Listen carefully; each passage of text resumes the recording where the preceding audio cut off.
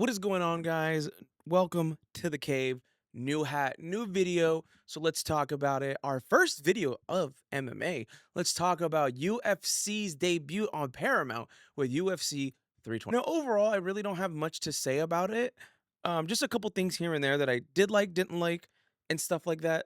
Things going for the future, what's going to set up for basically the best card of the year for the White House card, but we don't know. We don't know yet. So basically, the card itself was pretty mid. I do think without the likes of the main event, this would have probably been a mediocre main card. But the prelims and the early prelims were pretty all right, especially with the new likes of getting the 25,000 bonus for KOs or finishes. I think that's really nice. I mean, damn, 7 point something billion dollars. Break a little bread to the fighters. Dana. But there's a lot of things I could say about the fighter pay on that, which is I really would complain more about Justin Gaethje. But anyways, let's get to the event in itself. I do believe my thoughts on the event is it was very very mediocre for a main card. I mean, you did get the likes of Kayla Harrison out because of a neck injury, but that just sets up White House more than anything.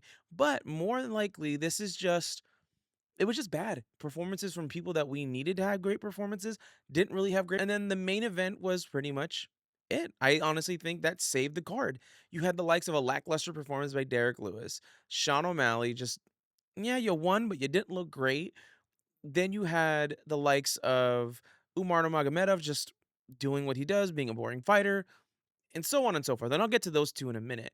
And then ultimately, the fight of the year candidate already in the main card, but other than that, that's just a card to present itself. No streaming problems. But let's get to Sean O'Malley and Umar Nurmagomedov. So obviously we know Petr Yan is the new champion as of December, and you either had an instant in rematch with Marab, or again we're in the likes of the UFC where it's basically, hey, if you're the last to fight and you're a competitor for the championship belt, if you get a crazy knockout, you're pretty much it. And they're pretty much begging Sean O'Malley to become. I don't consider Sean O'Malley a superstar. I think he was a star, and pretty much like it's just you really needed to put on a performance against Son Yadong. I don't think Son Yadong is a performative, like championship-esque fighter. But for Sean O'Malley, they'll probably gift him a championship run if he would have shut out and just absolutely knocked out Yadong. But it just didn't look that way. It's just again, it just you gotta win against a guy you should have won. But other than that, it was just Magomedov. It's just like you didn't look dominant against Figgy, and it really does suck for Figgy, man. I think that might be time for him to kind of call it up. I just think this division's way too big for him when he was way too big for the division he was before. But none of it looked great. I do think now they're probably talking backs with Marab for the rematch and stuff. And again, if Shawn would have knocked out Yadong, he probably would have got the belt. Like, but who knows? Who knows what Marab's thinking? Who knows what the UFC is thinking? But overall, I would consider them just those are C minus, C plus fights, I guess. Whether you're a Sean O'Malley fan, and for the most part, like another thing, again minor complaints, and maybe this is just me because I kind of like how the UFC goes. Bad ad play, like I get it, you're not paying for an event, but for $8.99, you're gonna get ads. I get it, I get it. But if I'm playing premium, 13.99, shouldn't I be able to not get ads when they're doing ring walkouts or, corners, cornerstones of where we get to see where these fighters' mentalities are? But again, I know Dana's like, oh, well, who gives a fuck about that shit pretty much in his press conference. But I would like better ad. I think during fights, I think you shouldn't see ad placements. Hey, ring walkouts. Hey, it's whatever. But for the most part, I think it was all right. I think overall the event was successful. But going into the future now, you now have your interim champion in Justin Gaethje. And golly, I don't have faith in Justin.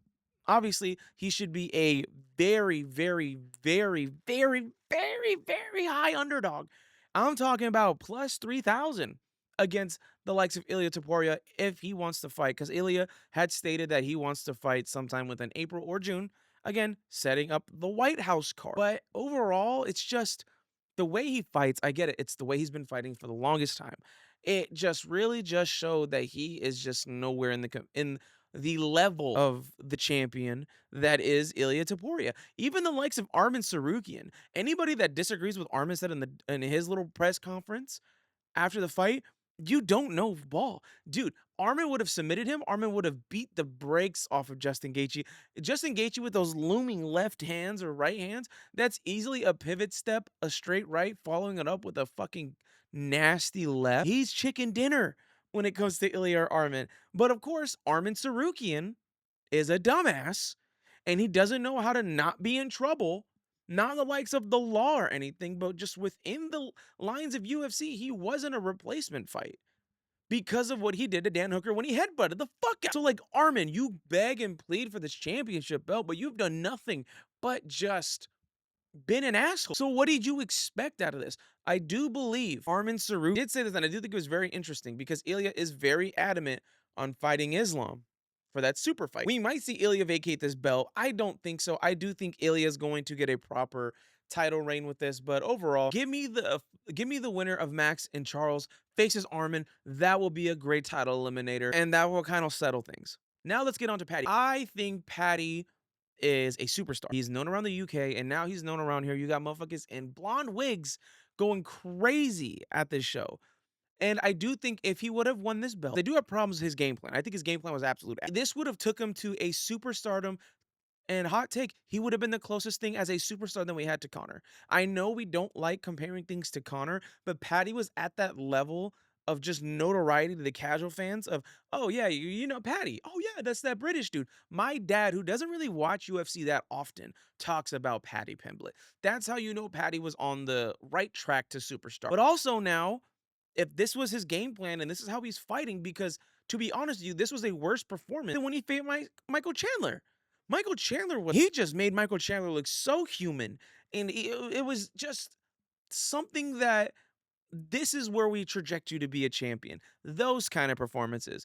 And was this the type of performance we were like, oh, I'm just gonna stand here and bang with one of the most dangerous fighters in the fucking division? I don't know what to tell you. That was your result. I thought Patty was gonna win on the feet, but if he couldn't win on the feet, he would have grappled a little bit and then took him down because I do think there is a little bit more of a mixed bag. I do know Justin Gaethje does have a huge wrestling background. He just doesn't use it. But I would have thought Patty would have mixed it up a little bit. Now with blatant eye pokes and nut shots and all that, it doesn't really matter. You weren't winning that fight regardless. So how does he match up with the top five? Because I don't see him beating Max if he's gonna fight like that. I don't see him beating Charles if he's gonna fight like that.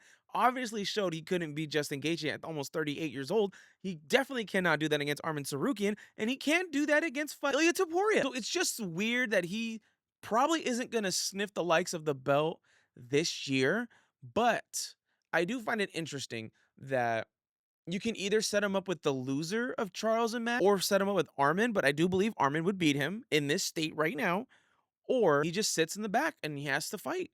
He has to fight other top 10 guys or whatever the case may be is. I do like Patty. I think Patty's great, but this just performance was just fucking ass. And I just don't know where you kind of go with him. But overall, I do think this was a very decent event at most.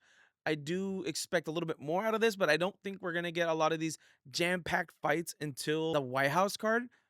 And that's pretty much about it.